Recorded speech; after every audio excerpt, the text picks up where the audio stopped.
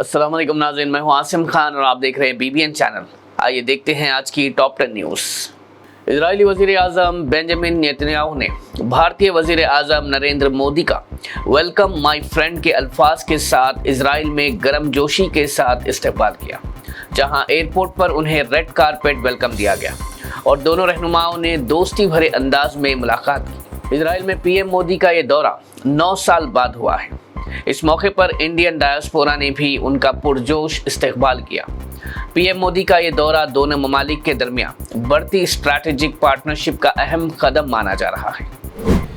वज़ीर आज़म नरेंद्र मोदी ने केनेसेट से खिताब करते हुए कहा कि इजराइल के साथ भारत पूरी मजबूती और पूरे यकीन के साथ खड़ा है। उन्होंने दहशतगर्दी की सख्त मजम्मत करते हुए कहा कि भारत का मौक़िफ़ हमेशा से ज़ीरो टॉलरेंस पर मबनी रहा है। इसके अलावा उन्होंने डिफेंस, टेक्नोलॉजी और तिजारत के मैदान में दोनों ममालिक के दरमियान बढ़ती पार्टनरशिप को अहम करार देते हुए कहा कि ये ताल्लुक मुस्तकबिल में भी मज़ीद मजबूत होगा। ईरान ने अमेरिका के इल्ज़ामात को सीधा सीधा झूठ करार देते हुए कहा कि उनका न्यूक्लियर और मिसाइल प्रोग्राम पुरअमन मकसद के लिए है और अमेरिका सियासी मकसद के लिए गलत तस्वीर पेश कर रहा है। ईरान के फॉरेन मिनिस्ट्री ने बयान दिया कि प्रोटेस्ट और न्यूक्लियर एक्टिविटीज़ के बारे में जो दावे किए जा रहे हैं वो हकीकत पर मबनी नहीं है। ईरान के फॉरेन मिनिस्ट्री के तर्जुमान ने जोर दिया कि ईरान का न्यूक्लियर प्रोग्राम पुरअमन मकसद के लिए है और मुल्क किसी भी दबाव को कबूल नहीं करेगा।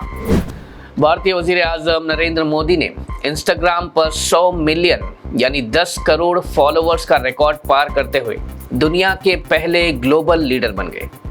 उनका ये अकाउंट 2014 में बना था, जिसके बाद धीरे धीरे ये प्रोफाइल अब दुनिया के सबसे ज़्यादा फॉलो किए जाने वाले सियासी अकाउंट्स में शामिल हो गई है।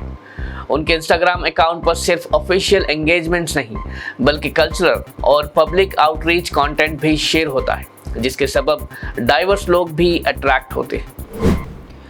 इंडियन नेशनल कांग्रेस ने नरेंद्र मोदी के केनेसेट में बयान पर सख्त तनकीद की और कहा कि उनका बयान बेंजामिन नेतन्याहू की सपोर्ट में लगा, जिससे भारत की अच्छी इमेज और अखलाकी पहचान कमज़ोर नजर आई। कांग्रेस के लीडर जयराम रमेश ने कहा कि ये बयान एक तरफा था और इससे भारत की सच्चाई और ईमानदारी पर सवाल उठता है। उन्होंने ये भी कहा कि मोदी को ग्लोबल और रीजनल मसाइल पर बैलेंस रखना चाहिए था और किसी भी मुल्क का खुला सपोर्ट देने से बचना चाहिए था।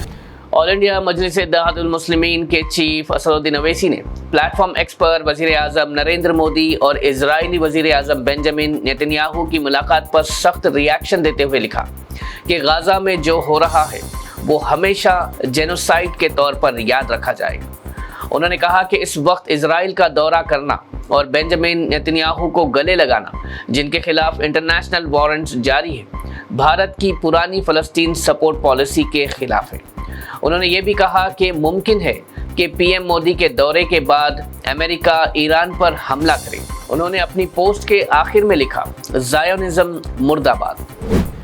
यूनाइटेड मुस्लिम फोरम ने तेलंगाना में कम्युनल तनाव के बढ़ने पर सख्त तशवीश जाहिर करते हुए हुकूमत से दरख्वास्त की है कि वो रियासती सतह पर मजहबी हम आहंगी को महफूज रखने के लिए संजीदा कदम उठाए। फोरम ने कहा कि मजहबी हम आहंगी तेलंगाना की पहचान रही है और इसे किसी सूरत नुकसान नहीं पहुंचना चाहिए।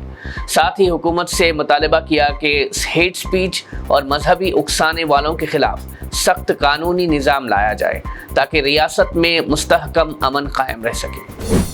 जुबली हिल्स के रोड नंबर 36 पर मंगला गौरी शॉपिंग मॉल में शदीद आग लगने का वाक़या पेश आया, जिससे पूरे इलाके में धुआं फैल गया। फायर डिपार्टमेंट की कई गाड़ियां फौरी मौके पर पहुंची और आग बुझाने का काम शुरू किया। पुलिस और डिजास्टर रिस्पांस टीम ने लोगों को सेफ जगह पर मुंतकिल किया। ऑफिशियल्स के मुताबिक मॉल के अंदर मौजूद सब लोगों को वक्त पर बाहर निकाला गया और किसी जान का नुकसान नहीं हुआ। फिलहाल आग लगने के सबब की जांच जारी है। हैदराबाद पुलिस ने आरामगढ़ चौराहे पर कैटल ट्रांसपोर्टर्स और गौरक्षा दल के अफराद के दरमियान झगड़े के बाद 2 गौरक्षकों को गिरफ्तार करके जुडिशियल रिमांड भेज दिया है।